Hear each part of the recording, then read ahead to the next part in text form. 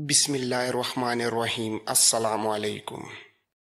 بہاؤالدین شداد لکھتا ہے کہ سلطان صلاح الدین ایوبی کی آنکھوں سے جیسے شعلے نکل رہے تھے۔ سلطان نے ملازموں سے کہا کہ ان سب کو کھانے پر بٹھاؤ۔ جب سب کھانے والے خیمے میں جا کر کھانا کھا چکے تو سلطان نے جعفر اور ارناط کو اپنے خیمے میں بلایا۔ اس نے ارناط سے کہا کہ تم ہمیشہ ہمارے عظیم رسول صلی اللہ علیہ وآلہ وسلم کی توہین کرتے رہے ہو، تمہاری نجات اس میں ہے کہ اسلام قبول کر لو۔ ارناط نے انکار کر دیا۔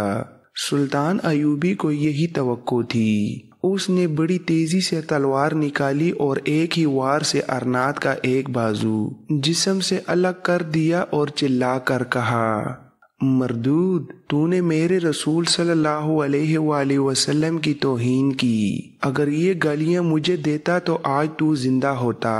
مورخ لکھتے ہیں کہ سلطان ایوبی کے خیمے میں اس کے جو 2-3 سالار تھے انہوں نے تلواروں سے ارناط کو ختم کر دیا تھا۔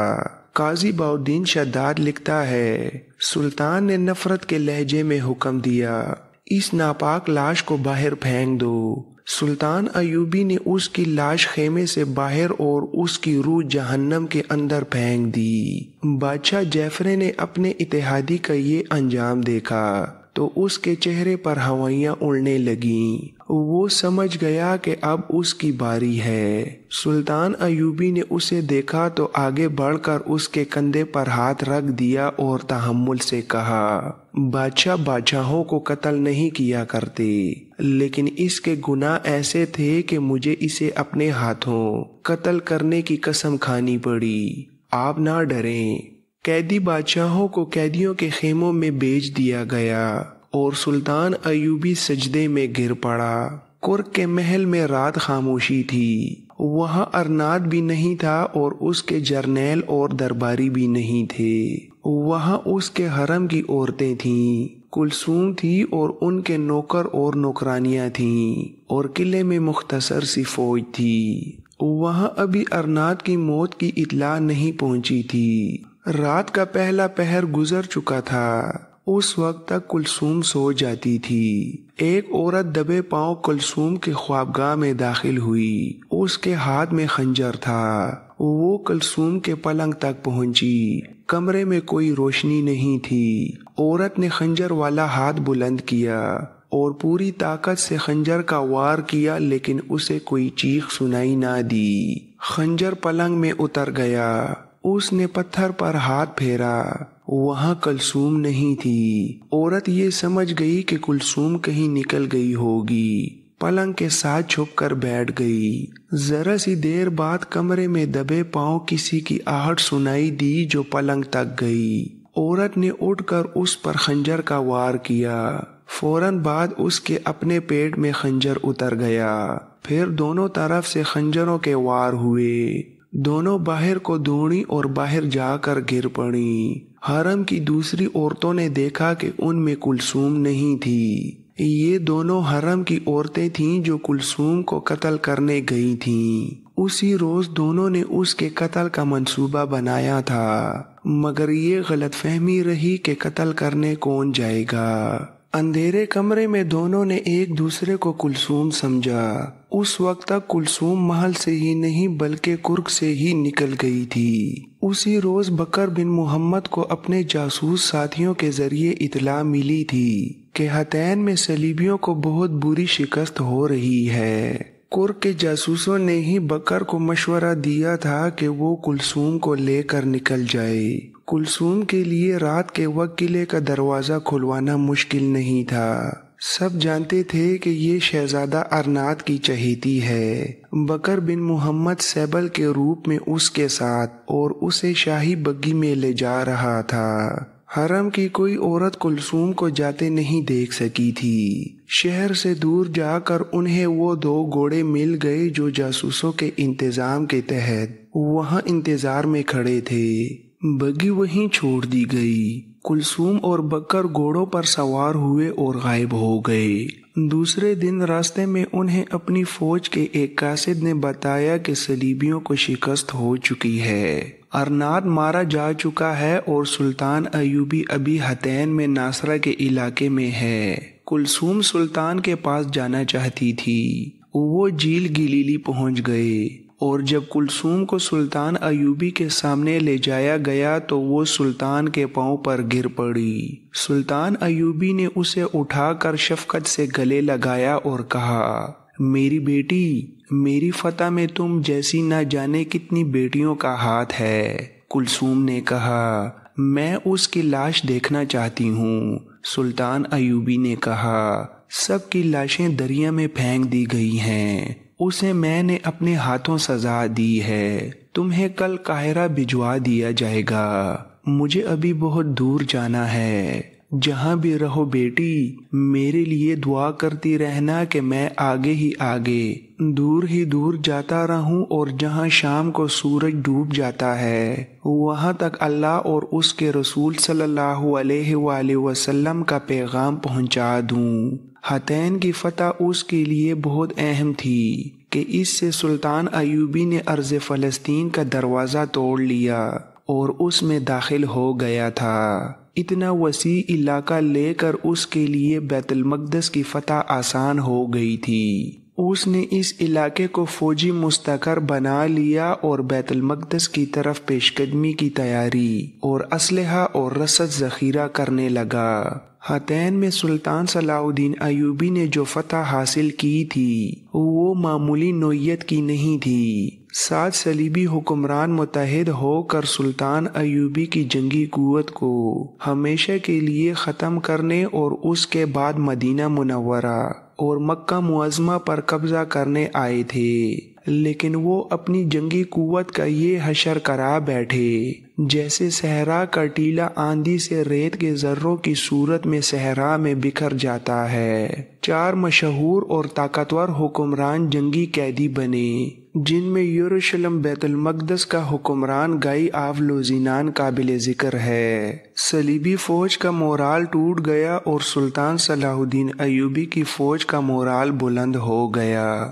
جنگ ختم ہو چکی تھی، چھاپا ماروں کی جنگ جاری تھی، وہ بھاگنے والے صلیبی سپاہیوں کو پکڑ رہے تھے۔ صلیبیوں کے حوصلے اس حد تک پست ہو چکے تھے کہ قاضی بہاؤالدین شداد کے الفاظ میں ایک شخص نے، جس کے متعلق مجھے یقین ہے کہ سچ بولتا ہے، مجھے بتایا کہ اس نے اپنی فوج کے سپاہی کو دیکھا جو 30 صلیبی سپاہیوں کو خیمے کی ایک ہی رسی سے باندھے ہوئے لا رہا تھا۔ ایسے مناظر تو کئی ایک دیکھنے میں آئے کہ ایک مسلمان سپاہی کئی صلیبی سپاہیوں کو نہتہ کر کے ہانک کر لا رہا ہے۔ بعض یورپی مورخوں نے صلیبیوں کی اس شکست کے اسی قسم کے کئی واقعات لکھے ہیں اور سلطان صلاح الدین ایوبی کی جنگی اہلیت کو خراج تحسین پیش کیا ہے۔ بحیر روم کے ساحل پر اسرائیل کے شمال میں اقرا ایک مشہور شہر تھا جسے بعض میں اللہ بھی لکھا ہے۔ اس شہر کی شہرت کی ایک وجہ یہ ہے کہ وہاں صلیب اعظم کا محافظ پادری رہتا تھا۔ پچھلی ویڈیوز میں سنایا جا چکا ہے کہ وہ صلیب اقرا کے بڑے گرجے میں رکھی تھی، جس کے متعلق عیسائیوں کا عقیدہ تھا کہ حضرت عیسیٰ علیہ السلام کو اسی پر مصلوب کیا گیا تھا۔ اسے صلیب الصلبوت کہتے تھے۔ سلطان صلاح الدین ایوبی کے خلاف لڑنے والے، بلکہ دنیا عرب پر قبضہ کرنے کے لیے لڑنے والے عیسائی اسی صلیب پر حلف اٹھاتے تھے، اسی لیے انہیں صلیبی کہا گیا تھا۔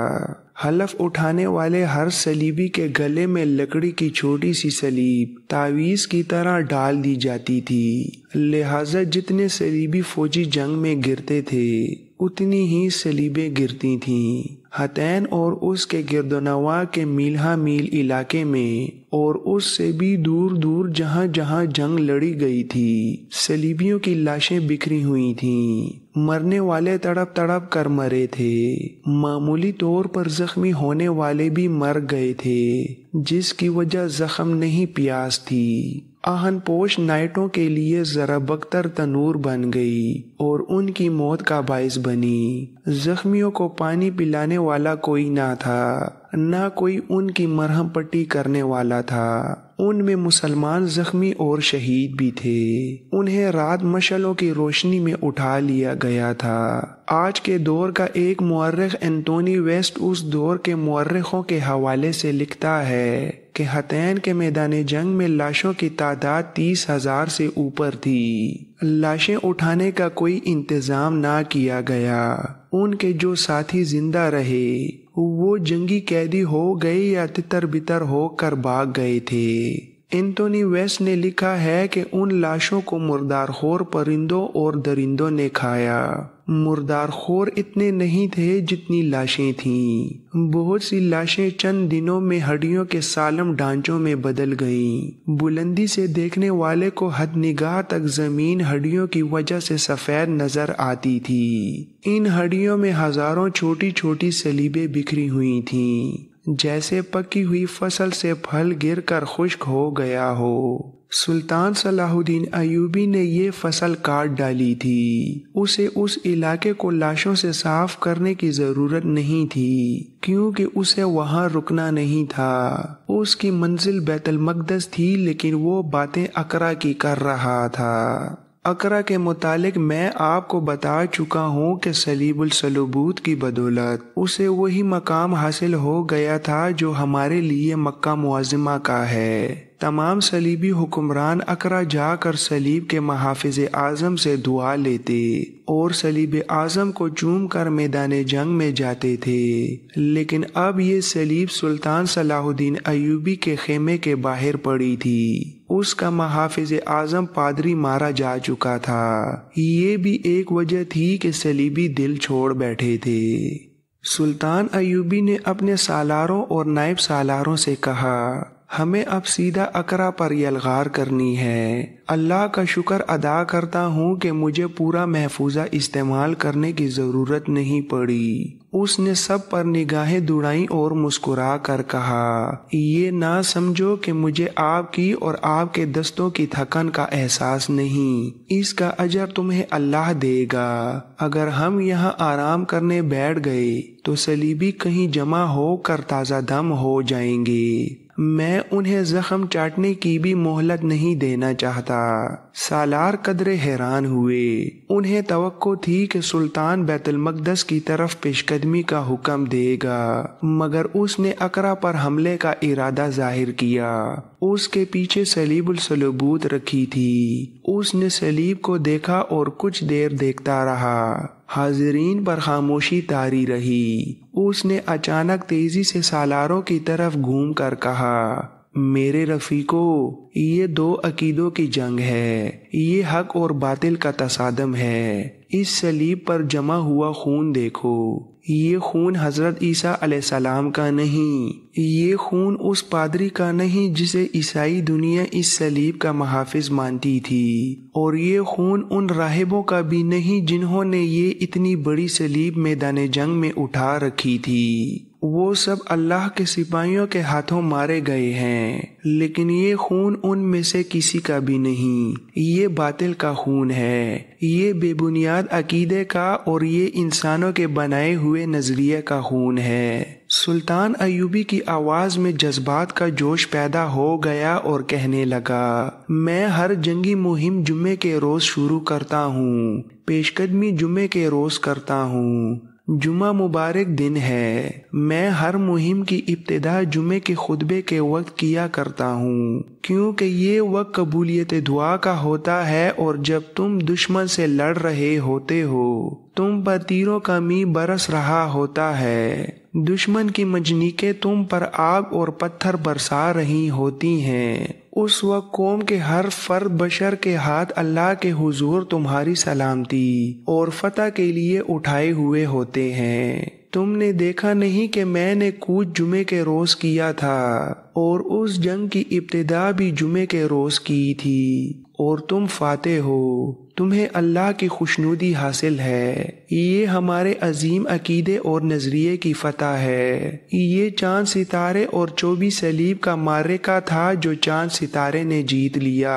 میں تم سے یہ باتیں کیوں کہہ رہا ہوں؟ اس لیے کہ تم میں سے کسی کے دل میں اپنے عقیدے کے متعلق کچھ شک ہو تو وہ رفع ہو جائے اور تم اللہ کی رسی کو اور زیادہ مضبوطی سے پکڑ لو۔ تم شاید حیران ہو رہے ہو کہ میں نے اقرا پر حملے کا فیصلہ کیوں کیا ہے۔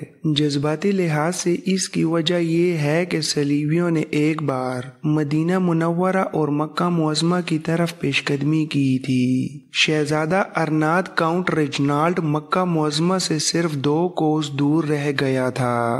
میں نے ارناد سے مکہ معظمہ کو بری نظر سے دیکھنے کا انتقام لے لیا۔ اب مجھے صلیبیوں کے حکمرانوں اور نائٹوں سے انتقام لینا ہے۔ اقرا ان کا مکہ ہے، میں اسے تہہ کروں گا۔ مسجد اقصی کی جو بے حرمتی ہو رہی ہے میں اس کا انتقام لوں گا، اور جنگی لحاظ سے بیت المقدس سے پہلے اقرا پر قبضہ کرنا اس لیے ضروری ہے کہ اس سے صلیبیوں کے حوصلے پست ہو جائیں گے۔ سلطان ایوبی نے بہت بڑا نقشہ جو اس نے اپنے ہاتھ سے بنا رکھا تھا کھول کر سب کے آگے پھیلایا اور ہتھین پر انگلی رکھ کر کہا، تم اس وقت یہاں ہو۔ وہ اپنی انگلی اس طرح اقرا تک تیزی سے لے گیا جیسے اس نے کچھ کاٹنے کے لیے خنجر کی نوک چلائی ہو، اور کہنے لگا، میں صلیبیوں کے حکمرانوں کو 2 حصوں میں کاٹ کر ان حصوں کے درمیان آ جاؤں گا۔ اقرا پر قبضہ کر کے میں بیروت، حیفا، اسکلان اور چھوٹے بڑے تمام ساحلی شہروں اور قصبوں کو تباہ و برباد کروں گا۔ کسی بھی صلیبی کو خواہ وہ فوجی ہے یا غیر فوجی ان علاقوں میں نہیں رہنے دوں گا۔ ساحلی علاقوں پر قبضہ اس لیے بھی ضروری ہے کہ یورپ کی کچھ اور بادشاہیاں اپنے صلیبی بھائیوں کی مدد کے لیے اپنی فوجیں، مال و دولت اور جنگی سامان بھیجیں گی۔ ساحل تمہارا ہوگا تو دشمن کا کوئی بحری جہاز ساحل کے قریب نہیں آ سکے گا۔ یہاں سے ہم بیت المقدس کی طرف پیش قدمی کریں گے۔ ہمیں جنگ جاری رکھنی ہے۔ اگر آپ فلسطین، موجودہ اسرائیل اور لبنان کا نقشہ دیکھیں تو آپ کو جھیل گلیلی کے کنارے پر ہتھین اور اس کے بالمقابل سمندر کے کنارے اقرا نظر آئیں گے۔ جنوب میں یروشلم بیت المقدس ہے۔ ہتھین سے اقرا 25 میل اور ہتھین سے بیت المقدس 70 میل ہے۔ آج کے لبنان اور فلسطین پر صلیبی قابض تھے۔ مورخ لکھتے ہیں کہ سلطان صلاح الدین ایوبی نے پلان بنایا تھا کہ ہتھین سے اقرا تک اس طرح پیش قدمی کرے گا کہ راستے میں آنے والے علاقوں پر قبضہ کرتا جائے گا اور وہاں کے صرف مسلمان باشندوں کو وہاں رہنے دے گا اور صلیبیوں کو وہاں سے نکال دے گا۔ جنگی علوم کے ماہرین نے اسے نہایت عمدہ پلان کہا ہے۔ سلطان ایوبی نے یہ پلان صلیبیوں کی جنگی قوت کو 2 حصوں میں کاٹنے کے لیے ہی بنایا تھا۔ اس کی فوج صلیبیوں کے مقابلے میں صلیبیوں کے اتنے زیادہ جانی نقصان کے باوجود کم تھی، لیکن اس کی جنگی چالیں صلیبیوں سے برتر اور نقل و حرکت کی رفتار بہت تیز تھی۔ سلطان ایوبی نے اپنے سالاروں سے کہا، اقرا کا دفاع بہت مضبوط ہے۔ ہمارے جاسوسوں نے بتایا ہے کہ وہاں جوان اور تندرست مسلمان باشندے قید میں پڑے ہیں، عورتیں اور بچے بھی قید میں ہیں۔ وہاں کے عیسائی شہری شہر کے دفاع میں جان کی بازی لگا کر لڑیں گے۔ چونکہ مسلمان قید میں ہیں اس لیے وہ اندر سے ہماری کوئی مدد نہیں کر سکیں گے۔ میں لمبا محاصرہ نہیں کرنا چاہتا، تمہاری یلغار طوفانی ہونی چاہیے۔ اقرا تک ہماری پیش قدمی کی حفاظت چھاپا مار کریں گے۔ پیش قدمی پھیل کر ہوگی۔ راستے میں کوئی بستی آباد نہ رہے مگر سپاہی مال غنیمت کے لیے رکے نہیں۔ اس کام کے لیے الگ جیش مقرر کر دیے گئے ہیں۔ اقرا میں مسلمانوں کی حالت یہ تھی کہ کوئی بوڑھا یا اپاہج مسلمان آزاد ہوتا، باقی سب دہشت زدگی کی زندگی گزار رہے تھے۔ بہاؤالدین شداد نے ان مسلمانوں کی تعداد جو قید میں تھے 4000 سے زائد لکھی ہے۔ شداد کے علاوہ اس دور کے 2 وقوع نگاروں نے 5 اور 6000 کے درمیان لکھی ہے۔ دوسرے لفظوں میں یہ کہہ لیں کہ اقرا مسلمانوں کے لیے قید خانہ تھا۔ کسی مسلمان کی بہو بیٹی کی عزت محفوظ نہیں تھی۔ صلیبیوں کا مقصد یہ تھا کہ مسلمان چلتی پھرتی لاشیں بن کے رہ جائیں اور ان کے بچوں میں مذہب اور قومیت کا احساس ہی پیدا نہ ہو۔ وہاں کی مسجدیں ویران ہو گئی تھیں۔ 4 جولائی سن 1187 کے بعد وہاں کے مسلمانوں پر صلیبیوں نے ظلم و تشدد کا اضافہ کر دیا۔ گھروں میں جو مسلمان تھے انہیں بھی ہانک کر کھلے قید خانے میں لے گئے۔ یہ ایک طرح کا بیگار کیمپ تھا۔ وہاں مسلمانوں سے مویشیوں کی طرح کام لیا جاتا تھا۔ 5 جولائی سن 1187 کے بعد انہیں کام کے لیے باہر نہ نکالا گیا اور ان پر پہرا اور سخت کر دیا گیا۔ اس سے ان بدنصیبوں نے اندازہ لگا لیا کہ صلیبیوں کو کہیں شکست ہوئی ہے یا اسلامی فوج نے شہر کا محاصرہ کر لیا ہے۔ عورتیں اللہ کے حضور گڑ گڑانے لگیں اور سجدوں پہ سجدے کرنے لگیں۔ قید خانے میں سسکیاں سنائی دینے لگیں۔ ماؤں نے ننھے ننھے بچوں کے ہاتھ پکڑ کر دعا کے لیے اٹھائے اور کہا، بیٹا کہو اللہ اسلام کو فتح دے، کہو میرے اللہ باہر کے مسلمانوں کو ہمت دے کہ ہمیں ظالموں کی بستی سے نکال لے جائیں۔ سینکڑوں بچے اور سینکڑوں عورتیں اللہ کے حضور دست و بدعا تھیں۔ بچے اپنی ماں کو سسکتا دیکھ کر رونے لگے تھے۔ انہیں آہ و بکا سنائی دی اور اس کے ساتھ کوڑوں کے زناٹے بھی سنائی دینے لگے۔ انہوں نے دیکھا کہ بہت سے قیدی لائے جا رہے تھے۔ یہ شہر کے وہ باشندے تھے جو گھروں میں تھے۔ ان کی عورتیں اور بچوں کو بھی ساتھ لے آئے تھے اور ان پر کوڑے برسائے جا رہے تھے۔